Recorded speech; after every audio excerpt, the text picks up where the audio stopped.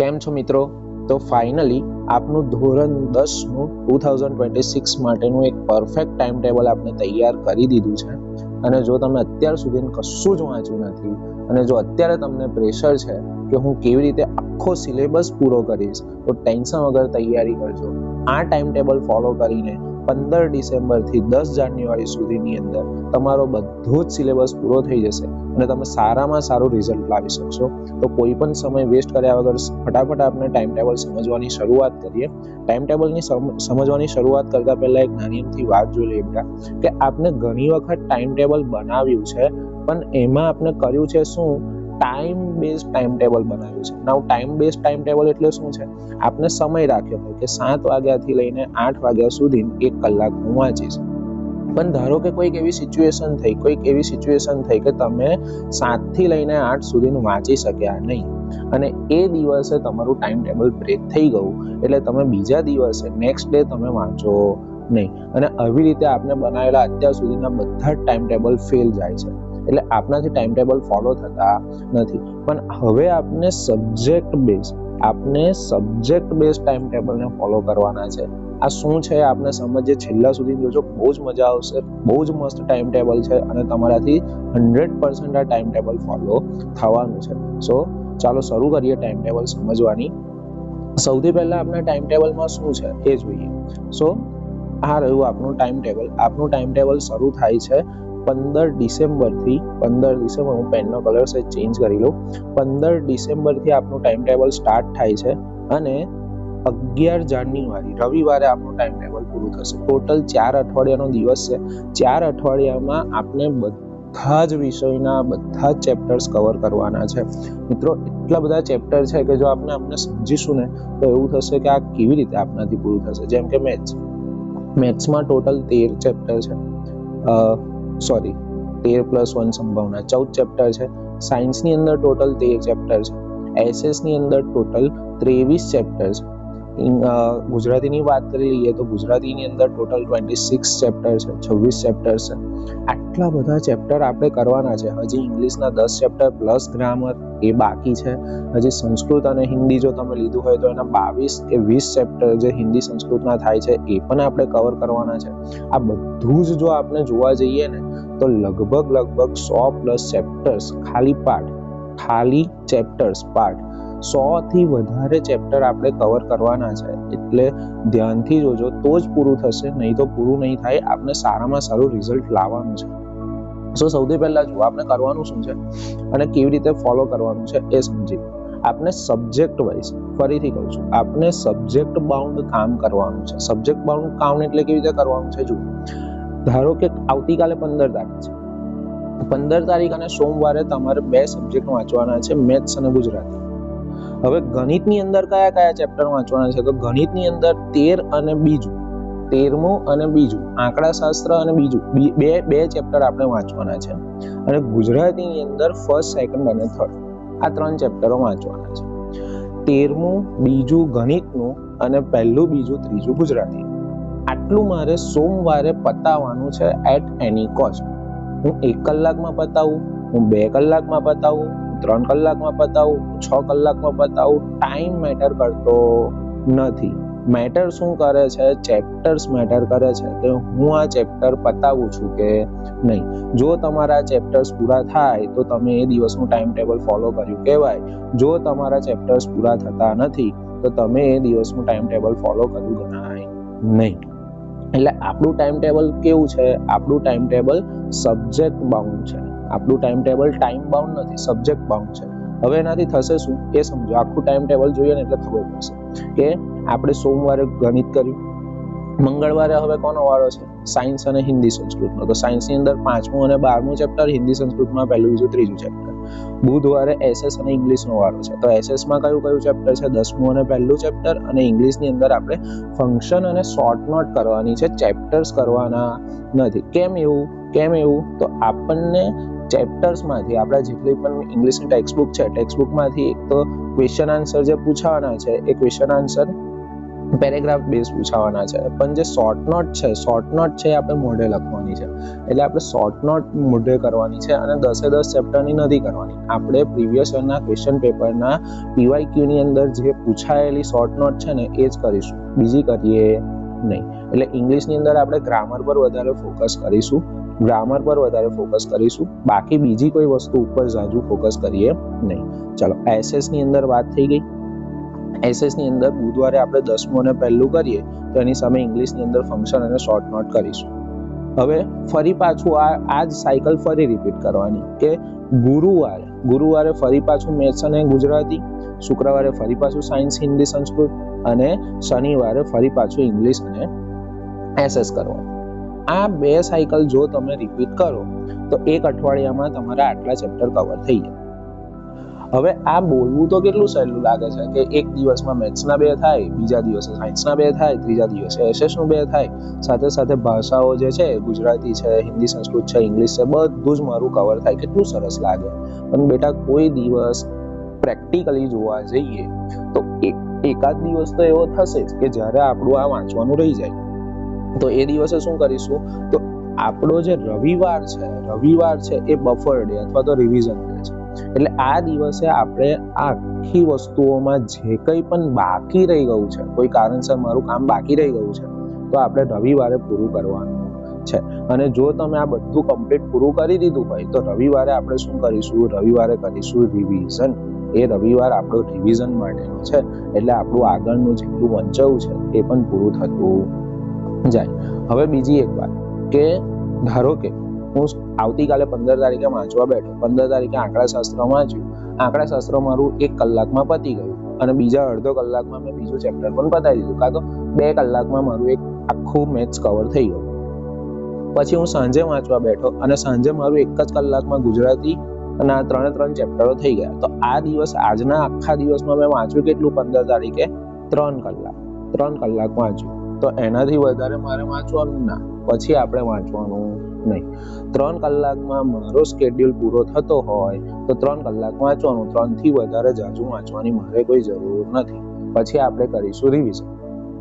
પણ એનાથી ઊંધું કે જો મેં બીજા દિવસે સાયન્સ લીધું અને મારી કોઈક આળસના કારણે કે કોઈ પણ કારણે રાત્રે 10 વાગી ગયા પણ તે છતાં મારું સાયન્સ અથવા તો ઇંગ્લિશ, હિન્દી, સંસ્કૃત પૂરું થયું નથી, એક પણ ચેપ્ટર બાકી રહી જાય મારું, કાં તો હિન્દી, સંસ્કૃતનું પણ એક પણ ચેપ્ટર બાકી રહી જાય, તો નિયમ રાખો કે એ દિવસે હું સૂઈ જવું નહીં.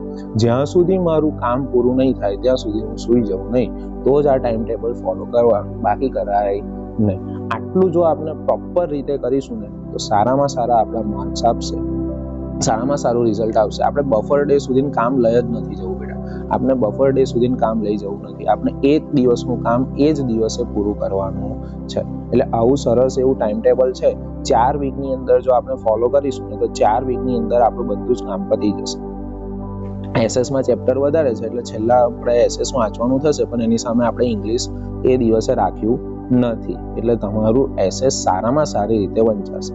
બીજી એક મસ્ત વાત આ ટાઈમ ટેબલમાં એવી પણ છે કે નીચે અહીંયા આગળ આપણને ટાઈમ ટેબલ પીડીએફ આપેલી છે. આ પીડીએફ તમને પણ મળી જશે ટેલિગ્રામ ઉપર. હું આખી ટાઈમ ટેબલ પ્લસ આ બ્લુપ્રિન્ટની પીડીએફ છે એ પણ હું મૂકી દઈશ. હવે જુઓ, અહીંયા આગળ બ્લુપ્રિન્ટમાં માર્ક્સ વાઇઝ ચેપ્ટર ગોઠવેલા છે કે ગણિત છે તો બેઝિક મેથમાં સૌથી વધારે માર્ક્સ કેમાં આવવાના છે, તો 13મા ચેપ્ટરમાંથી સૌથી વધારે માર્ક્સનું પૂછવાનું છે 16 માર્ક્સનું. એવી રીતે 14મું સંભાવનામાંથી 14 માર્કનું પૂછવાનું છે. એવી રીતે 5મા ચેપ્ટરમાંથી 13 માર્કનું પૂછવાનું છે. સો મોટું જોવા જઈએ ને તો પહેલા જે 4-5 ચેપ્ટર છે એમાંથી સૌથી વધારે માર્કનું પૂછાઈ જશે. એવી રીતે સાયન્સની વાત કરી લઈએ તો સાયન્સની અંદર આ જેટલા ચેપ્ટરો છે 5મું, 3મું, 13મું, 2મું, 7મું અને 11મું, આમાંથી જ સૌથી વધારે માર્કનું પૂછાવાનું છે. એટલે આપણે હવે જુઓ ટાઈમ ટેબલ કેવી રીતે ગોઠવેલું છે. ટાઈમ ટેબલ જ એવી રીતે ગોઠવેલું છે કે તમારા જે વધારે માર્ક કન્ઝ્યુમ કરવાવાળા ચેપ્ટર છે ને પહેલા જ થઈ જાય. જો મેથ્સમાં 13મું કર્યું, સાયન્સમાં 5મું કર્યું, પછી એસએસમાં 10મું કર્યું, 10મા કૃષિમાંથી આપણને 5માં એક 4 માર્કનો પ્રશ્ન પૂછાશે, એવી રીતે પાછું મેથ્સમાં 14મું કર્યું. એટલે સૌથી વધારે માર્ક જેમાંથી આવવાના છે એ ચેપ્ટર આપણે સૌથી પહેલા કવર કરી દઈશું. એટલે આ ટાઈમ ટેબલ જો તમે ફોલો કરો તો હું ખોટું નહીં કહું પણ ઓછા નામે તમારા 80% તો આવી જ જાય. 80% રિઝલ્ટ તમે આજે પણ લાવી શકો એટલી તાકાત આ ટાઈમ ટેબલમાં છે. એટલે આ ટાઈમ ટેબલ આપણે 110% ફોલો કરીશું. ટાઈમ વધારે જાય છે એટલે આપણે ફટાફટ આગળ વધીએ. આ ટાઈમ ટેબલને આપણે ટ્રેક કેવી રીતે કરીશું? તો અહીંયા આગળ તમારી પાસે એક ડેઇલી એનાલિસિસ છે. હવે આ જોજો મિત્રો, બહુ જ ઇમ્પોર્ટન્ટ છે. ડેઇલી એનાલિસિસ શીટમાં શું કરવાનું છે? તમારે રોજે રોજ લખવાનું છે. શું લખવાનું છે? ધારો કે આજે થઈ, આવતીકાલે થશે 15 તારીખ, તો ડેટ લખી દો 15 તારીખ, 15/12/2025. રોલ નંબરની જગ્યાએ તમારું નામ લખજો. રોલ નંબરની જગ્યાએ તમારું નામ લખજો. અને સબ્જેક્ટમાં 15 તારીખે કયો સબ્જેક્ટ હતો? મેથ્સ. અને બીજો કયો સબ્જેક્ટ હતો? ગુજરાતી. કેટલા વાગે હું મેથ્સ વાંચવા બેઠો અને કેટલા વાગે હું ગુજરાતી વાંચવા બેઠો, જેટલો ટાઈમ મેં મેથ્સ અને ગુજરાતી પાછળ આપ્યો હોય એ મારે અહીંયા લખી દો. સવારે જ નક્કી કરી દેવાનું કે આજે આટલો ટાઈમ મેથ્સમાં અને આટલો ટાઈમ ગુજરાતીમાં આપીશ. આટલું સવારે લખી દેવાનું. અને સાંજે સૂતી વખતે કે 10 વાગ્યાની આસપાસ આપણે બાકીની બધી વસ્તુઓ પૂરવાની છે. એમાં શું પૂરવાનું છે કે મેથ્સ માટે જે મેં નક્કી કરેલી એ બધી બાબતો પૂરી થઈ કે મેં જેટલા ચેપ્ટર નક્કી કર્યા હતા, 2 ચેપ્ટર, બંને પૂરા થયા, યસ તો યસ, ના થયા હોય તો નો. એવી રીતે ગુજરાતીમાં ચેપ્ટર પૂરા થયા, યસ તો યસ, ના થયા હોય તો નો. હવે જેટલું વાંચ્યું એમાં જે કંઈ પણ ઇમ્પોર્ટન્ટ વાક્યો લાગે એ અહીંયા મારે લખવાના છે. એવી રીતે ગુજરાતીમાં જેટલું પણ વાંચ્યું એમાં જે મને ઇમ્પોર્ટન્ટ લાગે એ મારે અહીંયા લખવાના છે. હવે આગળ શું કરવાનું છે કે આખો દિવસ મેં કેટલો ટાઈમ આપ્યો? આખા દિવસમાં થઈને મેં 3 કલાક વાંચ્યું હોય તો 3 કલાક, 5 કલાક વાંચ્યું હોય તો 5 કલાક, 6 કલાક વાંચ્યું હોય તો 6 કલાક, જે કંઈ પણ વાંચ્યું એ મારે લખવાનું. પછી ટાઈમ પાસ કેટલો કર્યો? કેટલા કલાકમાં ટાઈમ વેસ્ટ કર્યો? 2 કલાક કર્યો તો 2 કલાક, 1 કલાક કર્યો તો 1 કલાક, 6 કલાક કર્યો તો 6 કલાક, જે ટાઈમ પાસ કર્યો એ લખવાનું છે. અને કેમ ટાઈમ પાસ કર્યો, એનું કારણ શું હતું, કઈ જગ્યાએ? તો સોશિયલ મીડિયા પાછળ કર્યો, ઇન્સ્ટાગ્રામ વધારે યુઝ કર્યું, યુટ્યુબ વધારે યુઝ કર્યું, વાતો કરી, રમવામાં ટાઈમ પતી ગયો, જે કંઈ પણ કારણ હોય એ આપણે લખવાનું છે. પછી આખા દિવસમાં પોઝિટિવ વાત તમને જે લાગી હોય એ તમારે અહીંયા લખવાની.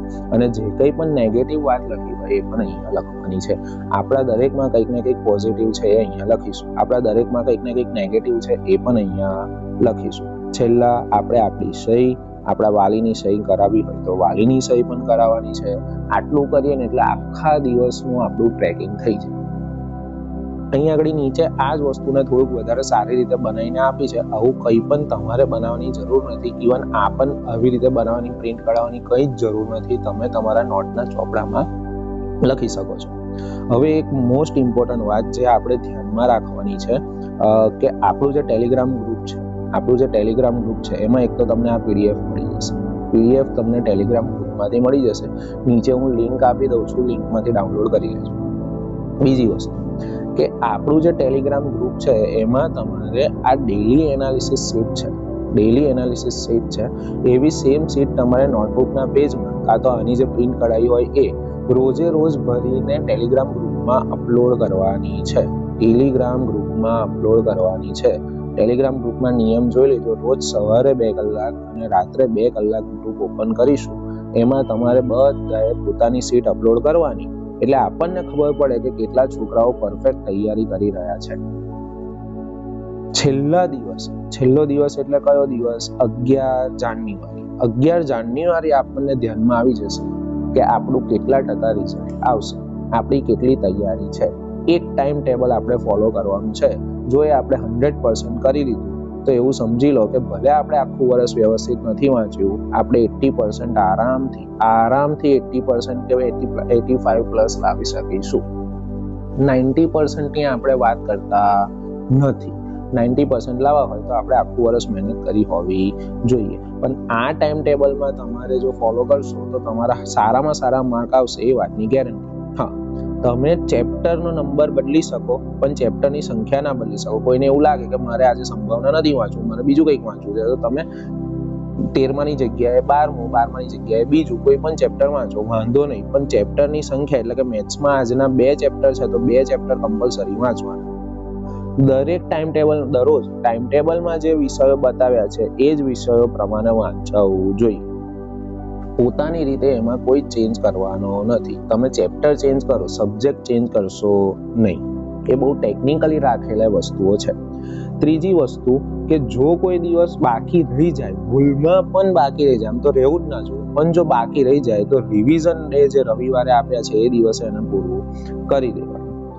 ત્યાર પછી દરેક વીકના રવિવારે તે વીકનું વાંચન પૂરું થઈ જ જવું જોઈએ. પહેલા વીકનું વાંચન બીજા વીક ઉપર નાખવાનું નહીં. પહેલા વીકમાં જે કંઈ પણ વાંચન છે એ બીજા વીક પર જવા દેવું જોઈએ નહીં. પહેલા વીકના રવિવારે તો પતી જ જવું જોઈએ, એનાથી વધારે થવું જોઈએ નહીં. પછી ટાઈમ ટેબલ પ્રમાણે જો અભ્યાસ કરવામાં આવે તો સંપૂર્ણ સિલેબસ, 2 વખત નહીં, સંપૂર્ણ સિલેબસ 1 વખત તો તમારો વંચાઈ જશે. આ ટાઈપિંગ મિસ્ટેક છે, પણ સંપૂર્ણ સિલેબસ 1 વખત વંચાઈ જશે અને બહુ જ સારી રીતે વંચાઈ જશે અને બ્લુપ્રિન્ટ પ્રમાણે વંચાશે. બેસ્ટ વસ્તુ આપણી એ છે કે આ ટાઈમ ટેબલ બ્લુપ્રિન્ટ પ્રમાણે બનેલું છે, એટલે મારા માર્ક્સ સારામાં સારા આવશે. તો મિત્રો, તમને નીચે લિંકની અંદરથી ટેલિગ્રામ ચેનલની લિંક મળી જશે અને ત્યાંથી તમને PDF મળી જશે. આ ટાઈમ ટેબલની PDF તમે ડાઉનલોડ કરી લેજો, પ્રિન્ટ આઉટ કાઢી લેજો, તમારા મિત્રોને પણ આપી દેજો. સારામાં સારું રિઝલ્ટ લાવજો. આવતીકાલે સવારે 9 વાગ્યાની આસપાસ આપણે ટેલિગ્રામની અંદર આપણી એનાલિસિસ શીટ અપલોડ કરીશું અને સારામાં સારા માર્ક્સ લાવવાની તૈયારી શરૂ કરી દઈશું. Best of luck.